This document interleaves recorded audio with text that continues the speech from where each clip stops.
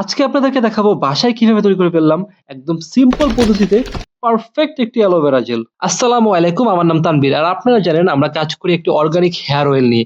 তো সেই সুবাদে আমার বাসায় আছে অ্যালোভেরা গাছ। তো আজকে সকাল সকাল দেখি অ্যালোভেরা গাছের অনেকগুলো পাতার মধ্যে ফাঙ্গাস ইনফেকশন করছে। তো আমি চিন্তা করলাম এগুলো দিয়ে অ্যালোভেরা জেল তৈরি করা যাক। প্রথমে আমরা পাতাগুলো কেটে পানিতে ভিজিয়ে রাখবো আধা ঘন্টার মতো।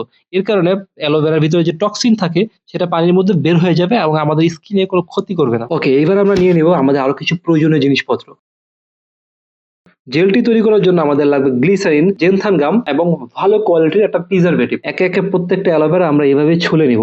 তো এই জায়গায় একটা জিনিস হয়েছে কি, আমি চাকু দিয়ে ট্রাই করতেছিলাম, বাট একটু পরে আমি বুঝতে পারলাম যে চাকু থেকে চামচ দিয়ে করলে জিনিসটা খুব ইজিলি করা যায়। ওকে, আমাদের অ্যালোভেরা তো বের করা হয়ে গেছে। এখন আমরা এটাকে আবার পানিতে ভিজিয়ে রাখবো, কারণ যদি কোনো টক্সিনটা অবশিষ্ট থাকে তাও সেটা যাতে এখন পড়ে যায়, এবং এটা পুরোটা পানি আমরা ভালোভাবে পরিষ্কার করে নিব, কারণ এটা আমাদের শেলফ লাইফ বৃদ্ধি করার জন্য কাজে দিবে। আচ্ছা, আমরা অ্যালোভেরা জেলটাকে ব্লেন্ড করেছি, ব্লেন্ড করে এটার মাধ্যমে ছেঁকেছি। এরপরে দেখেন তৈরি হয়েছে আমাদের এরকম একটা অ্যালোভেরা জেল।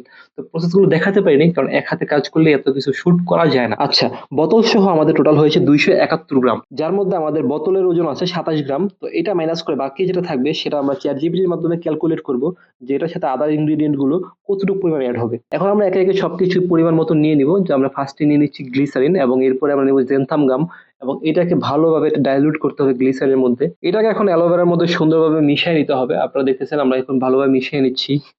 আমি আবার করলাম কি, অ্যালোভেরাটাকে আবার ঘামের মধ্যে দিলাম, দিয়ে আবার নেড়ে চেড়ে নিলাম। ওই যে আমরা যেটা করে রাখি বাসার মধ্যে, টুথপেস্ট শেষ হয়ে গেলে কেটে মাঝখান থেকে ব্রাশ ঢুকাই দিই, সেম আর কি অবস্থা। কোনো কিছু নষ্ট করা যাবে না। তো যাই হোক, আমরা এইভাবে করতেছিলাম জিনিসপত্রটা আস্তে আস্তে। এখন আমরা দিয়ে দিব প্রিজারভেটিভ। প্রিজারভেটিভ দেওয়ার কারণটা হলো যাতে এটা লং টাইম ইউজ করা যায়। প্রিজারভেটিভ দেওয়ার পর আমরা এখন যে কাজটা করবো সেটা হলো